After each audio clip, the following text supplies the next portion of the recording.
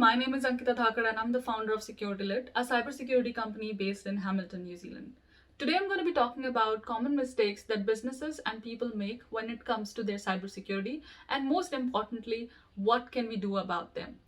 According to a study by IBM, human error is the main cause of 95% of cybersecurity breaches. This can be as simple as using the same password everywhere or clicking on a link without checking its source. One moment of inattention, one small slip up, can have disastrous consequences and bring down an entire institution or a company. Let's start by looking at our first mistake, which is to aim for 100% security. Although this sounds good in theory, aiming for perfectionism can often lead us to focus on wrong things and thus exposing us to vulnerabilities. Besides, there is no way that 100% security can be achieved. The only way to stay safe online and to fight against your invisible enemy is to manage risks effectively. And the best way to protect yourself and your business against cyber attacks is to be prepared and proactively plan your countermeasures to defeat the attackers. Sun Tzu, the author of Art of War, said, "If you know the enemy and know yourself, you need not fear the results of 100 battles. If you know yourself but not the enemy, for every victory gained, you will also suffer a defeat. If you know neither the enemy nor yourself, you will succumb in every battle."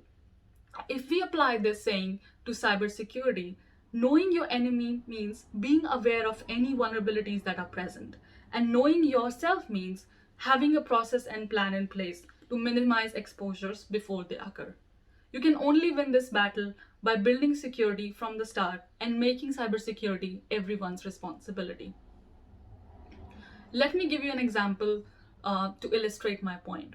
In a business environment, things are constantly changing. There are regular software updates, new patches being released, new personnel being onboarded, and so on. This is a risk you need to manage. I recall a scenario in which an organization patched most of its security vulnerabilities, but while troubleshooting a server, the admin accidentally sent a shutdown command, which inadvertently shut down a large number of servers. These servers were used by organizations' clients, and it took about 7 hours before the things were up and running again. Both the organization and the client suffered a serious outage, which not only harmed the organization's financial position but also their reputation. So, what can we learn about this situation? I'd say the biggest takeaway is to have a fail-safe backup plan in place to forego this type of human error. Specifically, I'd suggest implementing a process where any action related to sensitive data or assets requires the review and approval of another team member. For example, if user runs a sensitive command or a request to merge PR, the merge request should go to the admins for approval before the merge is being carried out. This will help identify any bugs or faulty patches, and if any bugs are found, then the merge request can be declined and stop to go to the production. So let's look at the second mistake, which is the over reliance on technology. The second mistake we often see people making is to over rely on technology. Many businesses believe that if they have the best in class technology and tools, then they are safe from attacks. But we often see that it's not the case. Even organizations with the best technology and tools that money can buy are not necessarily shielded from cyber attacks. Because no matter which technology you use, if your people are not skilled and trained in using them, the chances of suffering a cyber attack is likely high. Technology alone will not shield you from cyber attacks. Instead, you need the people in your organization to understand the technology and use it effectively to ward off attacks. Because effective cybersecurity is less dependent on technology, but more dependent on people. Don't get me wrong, tools are very necessary and can be a great starting point to achieve basic security. But the human factor is and remains the weakest link in relation to security, both for IT professionals and the end user. Investing in the best tools will only safeguard an organization when the people understand their roles and responsibilities in keeping their network safe. Let's understand this from another example.